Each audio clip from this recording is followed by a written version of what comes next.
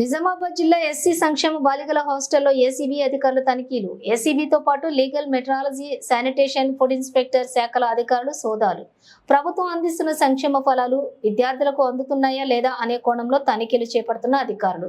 Hostel విద్యార్థులకు నాణ్యమైన భోజనం, పుస్తకాల పంపిణీ, దుప్పట్ల పంపిణీ, పరిసరాల పరిశుభ్రత, వార్డెన్లు అందుబాటులో ఉండటం తదితర అంశాలపై అధికారులు ఆరా తీస్తున్నారు.